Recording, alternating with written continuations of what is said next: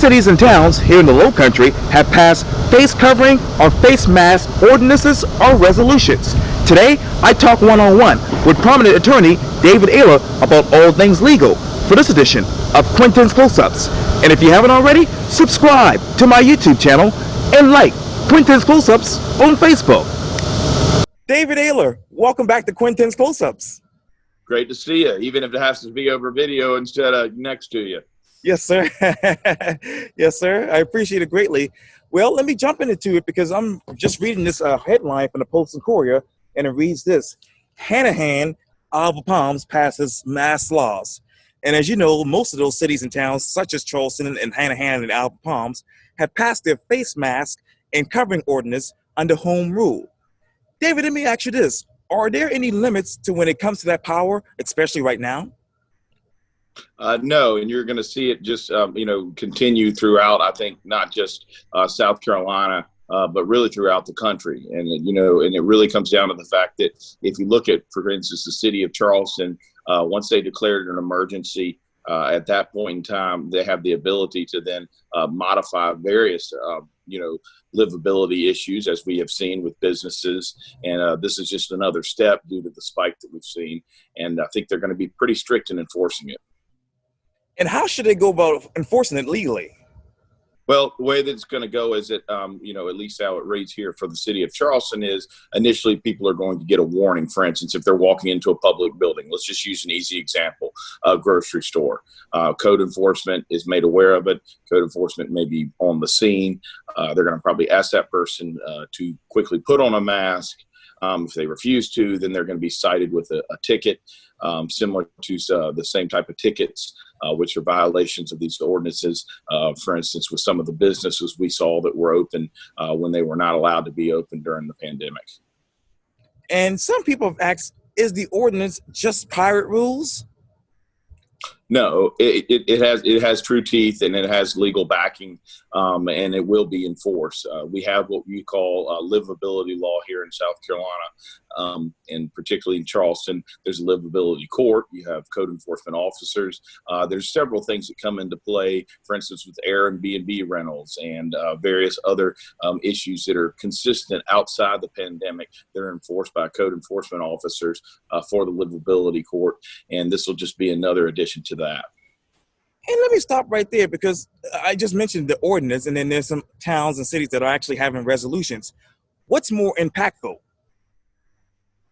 I think it's going to be the enforcement. There's certain cities we've seen, I know Goose Creek comes to mind, where they have decided not to enforce it, but just to encourage it.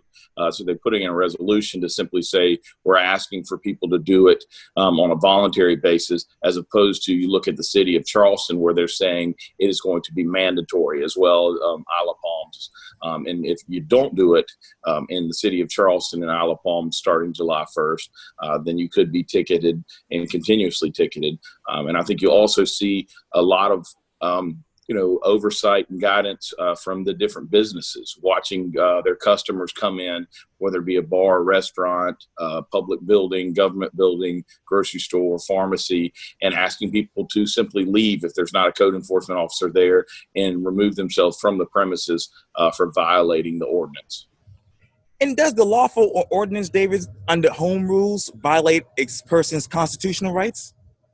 It does not. There's several exceptions, for instance, religious exceptions, health exceptions, and various things that came into play with the city of Charleston's new policy. But no, it's not going to be considered a violation of someone's rights. This isn't something that, you would think like free speech or some other constitutional amendment that would be being violated. This is simply for the protection of others. Think about, for instance, with, how you get to carry a firearm, how old you are when you're carrying a firearm, where you can carry a firearm. Those are the type of things that are regulated. This is just, in fact, that. It's a regulation for the health and safety of the society. Why then is carrying a concealed weapon while wearing a mask during this health outbreak permitted when it's generally a felony? Well, obviously, it's pretty simple on that. It's the fact that when you're, wearing a mask and you have a weapon, the combination there is the concern for criminal activity. This is a unique time, to say the least, that we're in, and that is where you look at it from a different angle of this mask is health related, similar to there's also laws in place about wearing masks outside of Halloween when walking into a business or a restaurant or store. Again, these are going to be things that come into play that are situational. And in this situation, we have the health and safety concern of the COVID-19 spread, and particularly the spike in it. And that's where you're seeing this new regulation come in. I do believe, obviously, it will be temporary. How long we will see it for is undetermined at this point. And in South Carolina, does the law actually prohibits the wearing of masks in public, David?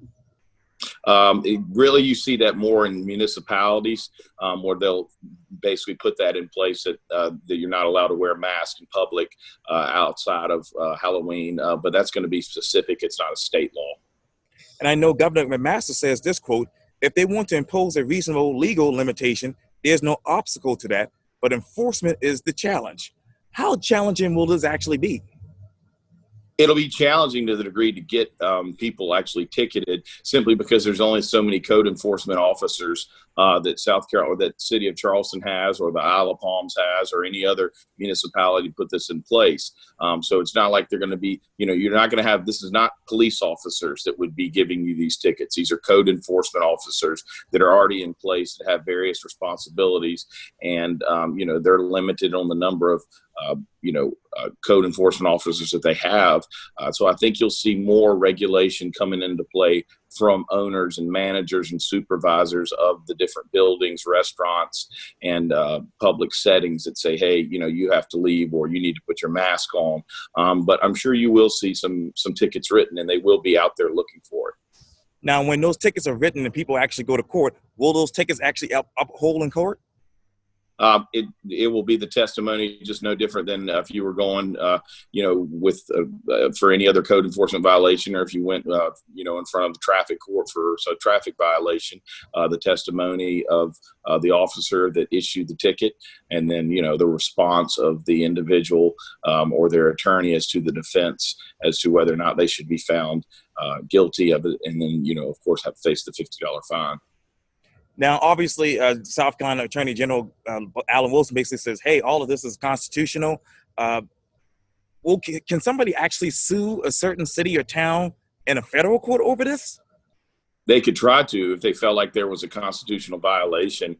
But the Attorney General's opinion is that there's not. And I have not read or seen anything otherwise that would make me believe that that would hold up in federal court.